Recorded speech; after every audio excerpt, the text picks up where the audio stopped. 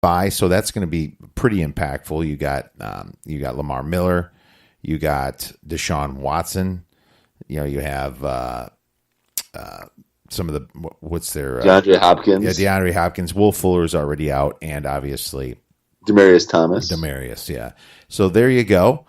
The Texans are pretty fantasy relevant, aren't they? They are. J.J. Watt. Yeah, J.J. Watt for individual defensive players, yeah, and the Texas defense, for that fact, they've been playing lights out the last 3-4 weeks. The Vikings are the other team that has the bye week, so Kirk Cousins owners, which Cousins hasn't been that great lately. Diggs was out, but Thielen, Rudolph, Delvin Cook, and Latavius Murray. So there you go. Delvin Cook. The big question here with the Vikings, Dave, is will Delvin Cook take over completely after the bye now that he's kind of worked back in? He had that nice bust-out run last week against a terrible Lions run defense, but I'm thinking it's going to be like a 60-40 personally with Delvin Cook. They're still going to give it back to him. But I definitely think so, too. I think as the weeks go on, he's going to get more and more of the touches. I think 60-40, 70-30 after the bye. But after that, he's probably going to have a majority of it going forward, I think. Yeah, so you might get one more week of Latavius there. But right now, he is definitely tradable. So if you have him, maybe try to find somebody to bite on that'll just look at his stats. Most of our leagues, let's face it, there's not too many people that are that you can bait into something like that. But maybe you can find somebody that's kind of starting to get hot that isn't a big name. Key injuries, Dave. Why don't you take over and break some of those down? I'll be happy to. First one we have is a big one, actually. A.J. Green, wide receiver for the Bengals. He has a bum toe of all injuries. He's be missing 2 games, possibly may have to have surgery. He had a specialist look at it today. They said no surgery for now, but he's going to miss a minimum of at least 2 games. So if you have Tyler Boyd or John Ross is going to be a nice pickup this week. Also, Tyler Boyd, if you have him, he's definitely a guy you want to be plugging in too. So if you have John Ross is out there, maybe offer Latavius Murray for John Ross to see if you can get him before they find out that A.J. Green is out. Mm-hmm. Chris Carson left the game this past week with a hip injury. Some other notable injuries on the Seattle offense, too, was guard DJ Fluker with a calf and safety Bradley McDougall with a knee. The guard actually hurts the chances for other running back Mike Davis, who backed up Chris Carson this past week. So that was a major injury that was out there. For IDP players, Eric Reed for the Panthers left this past week. He fell on his right shoulder after a hard fall in the fourth quarter. Hopefully they won't keep him out going forward. And then we have Geronimo Allison, my Green Bay Packer. He's expected to miss 6 weeks with a groin. He's supposedly going to go under the knife, and he'll be having surgery to repair the groin. Ouch. So those are the most notable injuries. Just a few other IDP guys, and then we did have Chris Ivory suffered a shoulder injury as well. But LaShawn McCoy actually has been playing the past 3 weeks, so the Ivory injury is very minor as well. Xavier Rhodes, actually, that's a major injury for IDP for the Vikings and their defense. Tweaked his injured ankle. He's been having problems with that on and off throughout the year, so that's another one. TJ Lang for the Lions. If you have Kerryon Johnson, that might be a concern to you. He left the game with an undisclosed injury, but sounded like it was a concussion, so going forward, he may be unavailable as well. And another running back, a guy that's been hot the last couple weeks, Raheem Mostert, will miss the rest of the season after suffering a broken right forearm. So that gives more value to Breida and Morris as well. So he will miss the rest of the season.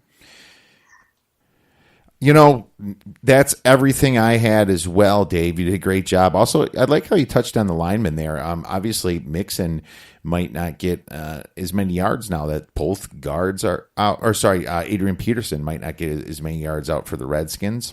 I didn't actually touch base on those, but Sean Levayo and Brandon Sheriff for the Redskins is also out. So that's another one actually that for the running game that might affect Peterson going forward as well. Wow, man. Well, that's a lot. One thing we should mention, Leonard Fournette is practicing, and it looks like he's going to be back this week here.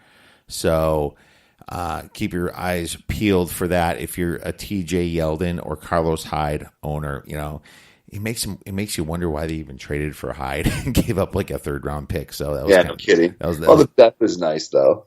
The what? The depth's Plenty nice. Depth, yeah. Yeah, but you still yelled in there. It's almost like how much you upgrading there. It seemed really desperate to me. But I'm not the GM there or anything. But that was an interesting move. Dumping a draft pick, especially everyone knows what you really need over there. Blake Bortles, dude, come on, you need a quarterback. So that was really interesting. We'll have to look at the injury report for the Jaguars a little bit more later. Let's start out. Well, let's go into the waiver wire actually here. I'll start out if you don't mind, Dave. Yeah, go ahead. John Ross, like you said, absolutely. If he's on waivers, he's available in a lot of leagues now. A lot of people dropped him because he hasn't done anything before he got hurt. And now he might get a ton of targets. It sucks for AJ Green owners. I'm an AJ Green owner, and I didn't see this thing sneak up on me, and he's definitely. I'm trying to decide what to do because it's in our dynasty league that's really deep. So if you're in a deep league, Alex Erickson will get more targets too for the Bengals. So that's the other guy. But obviously Boyd, this is a huge upgrade for him. But now Boyd might get double teamed more too. Exactly. So you might get Alex Erickson and John Ross might really benefit here. And obviously Uzuma, he's the tight end there. He might be a nice little fail set for Andy Dalton. Cordero Patterson playing running back, right? Wow. That's all I can say. I couldn't believe that. Where did this guy come from, right, this year? Exactly. And he's listed as a wide receiver still, so you can plug him in as a wide receiver, and he might get you running back touches depending upon Sonny Michel. If Michel comes back, I don't think the way it's looking, he won't be back for a week or two. So Cordero Patterson could be a nice fill-in for these next bye weeks here, and they definitely have some plays drawn up for him. Marcus Murphy, running back for Buffalo now. Obviously, we know Shady's the man, and we also know Chris Ivory's not that hurt. But if Chris Ivory's not ready to go, you could possibly take a gamble on Marcus Murphy if you're desperate. Alfred Morris. We've mentioned him before. Raheem Mostert that was an awful break. I felt so terrible when he broke his arm because he was kicking butt that game. He was just racking up yards. Looked great. Yeah, he's been looking good the last couple of weeks, even. I know. And then all of a sudden, this happened. But now it's Alfred Morris or nothing but to back up Breida, and Breida's been kind of banged up too. So Morris might be a better pickup than any of these guys. Mike Davis, and we've pounded his name a lot before for Chris Carson. He's getting more than Penny, right? So he's going to be the man. Well, he still is. He's been getting a lot of touches, but he'll get even more if Carson's banged up.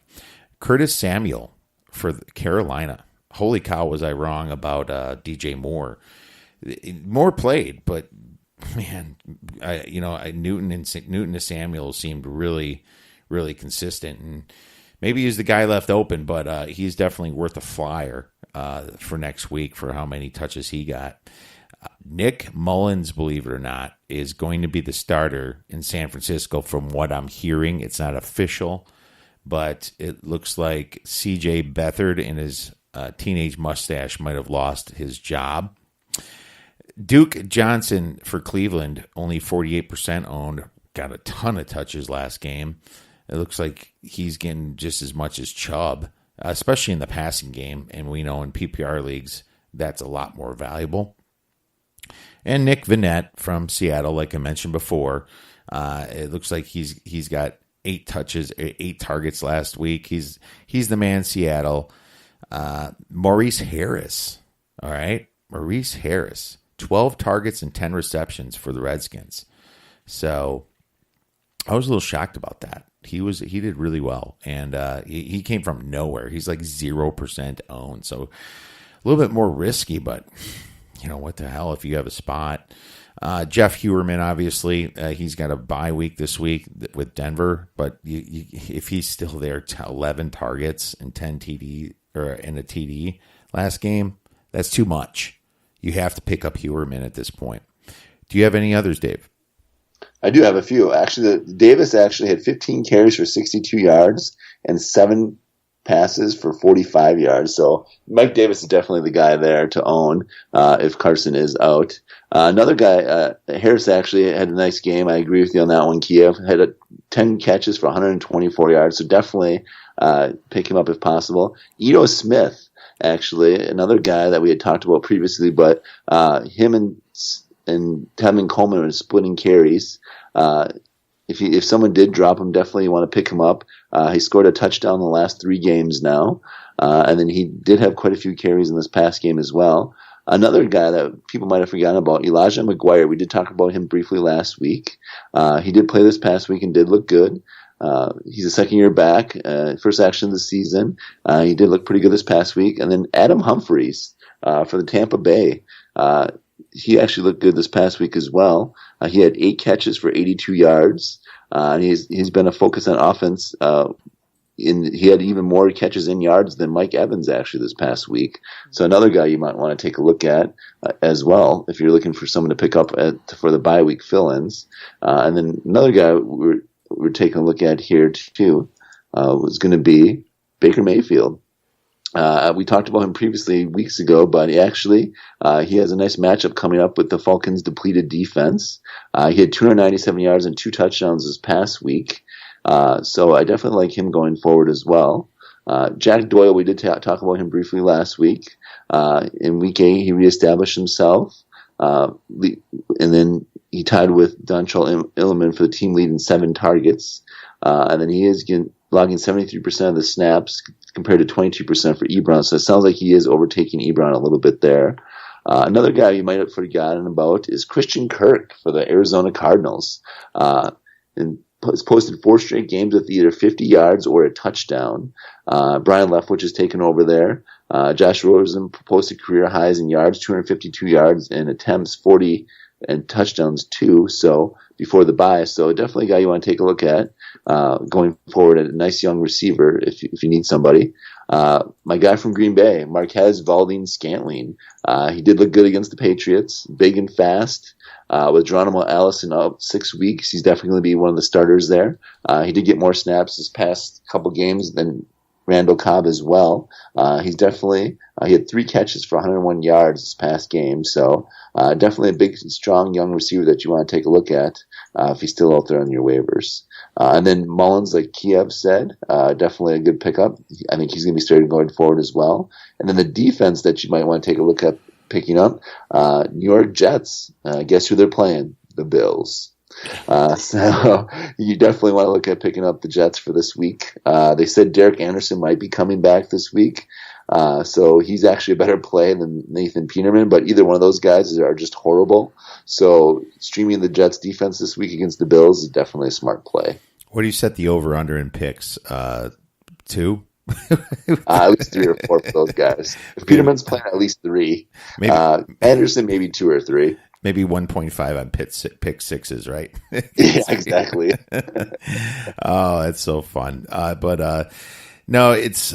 I agree. You definitely can stream some pretty good defenses. A couple leagues that aren't too deep, and people have to leave defenses on the waiver wire instead of hoard them. I just stream defenses in that league. Whenever they're playing Buffalo, Cleveland type teams, like Tennessee. Well, until tonight, Tennessee beat Dallas, just those low scoring bad offenses. I usually like to stream defenses and just match them up. So that's a nice little way to possibly score some good points in your fantasy league.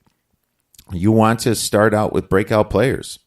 Sure, I'd be happy to. One guy I like this week is Devin Funchess for the Panthers. A guy, he's been pretty solid all year, but he hasn't had any really big games yet. Steelers are pretty weak on defense. I do like for him to have a big game this week. Traquan Smith for the Saints. He did have a touchdown this past week. They are playing the Bengals. I do like that matchup for them as well. And then the Browns, Falcons defense is just horrible with all their secondary injured. I do like a couple of the Browns players. I do like Duke Johnson and Nick Chubb at running back. And I do like Javaris Landry to have a big week this week as well. playing against them. A couple of Bears that I do like. Trubisky, like Kia was saying previously, he is one of the top quarterbacks right now.